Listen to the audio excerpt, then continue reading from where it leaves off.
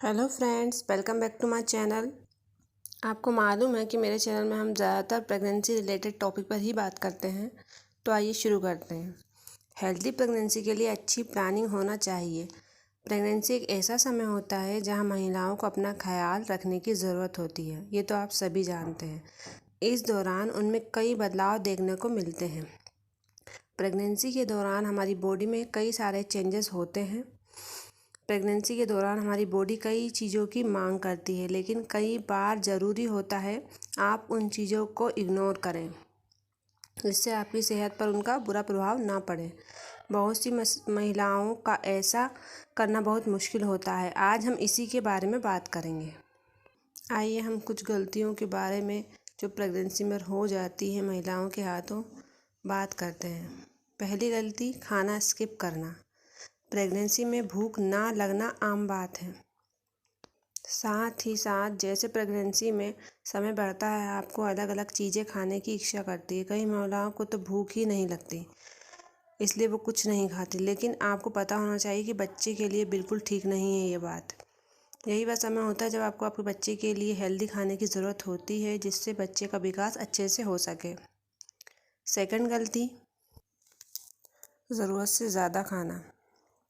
ये गलती आमतौर पर सभी करते हैं। हमारे शरीर को 1800 से 2000 कैलोरी की ज़रूरत होती है। प्रेगनेंसी में 250 से 300 कैलोरी एक्स्ट्रा खानी होती है, लेकिन हम हमारे स्वाद में और हमारा जब मन होता है खाने के लिए तो हम इतना एक्स्ट्रा खा लेते हैं कि हम ये ध्यान भूल जाते हैं कि हमारे अंदर बेबी पल रहा है।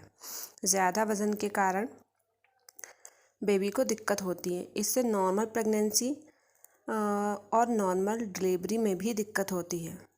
ज़्यादा भोजन करने से यूरिन में प्रोटीन की मात्रा बढ़ जाती है, साथ ही हाथ पैरों में स्वेलिंग हो जाती है।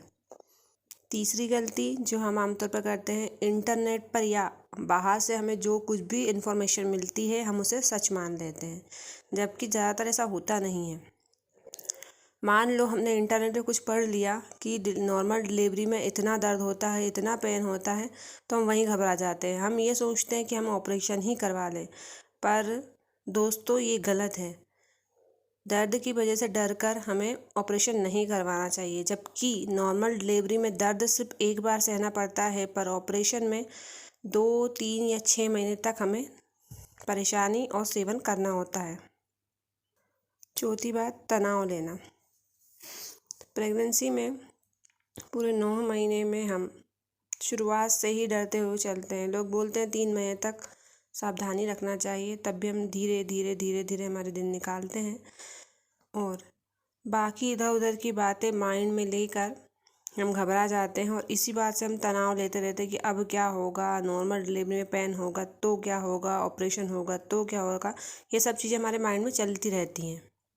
नेक्स्ट पॉइंट, खुद से इलाज करना।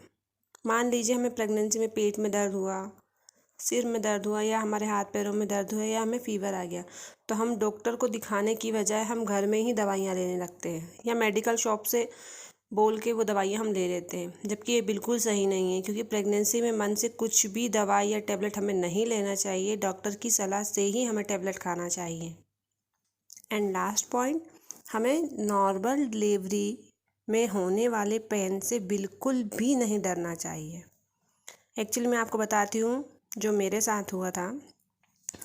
मेरी डिलीवरी के 1 महीने पहले से ही मैंने ये सुना था, नहीं नॉर्मल डिलीवरी में बहुत दर्द होता है, इतना पेन होता है, ऐसे ऐसे दर्द आते हैं। लोग बात करते हैं और हमारा काम रहता है सुनना, हम सुनते हैं। और मैंने भी उन्हीं लोगों की बात बिल्कुल सही मान ली। तो मैंने ये बोला घर वालों से कि मुझे ना नॉर्मल डिलीवरी नहीं करवानी है, आप तो डेट ले लो, मुझे ऑपरेशन करवा दो।